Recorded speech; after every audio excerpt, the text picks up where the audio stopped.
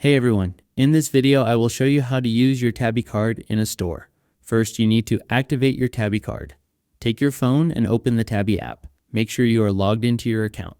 Once you are inside the app, look at the bottom menu and go to the Shop in Store section.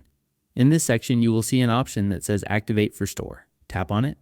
This action will activate your Tabby card for in-store payments. After your card is activated, the next step is to add it to your digital wallet. You can add it to Google Pay if you are using an Android phone, or Apple Pay if you are using an iPhone.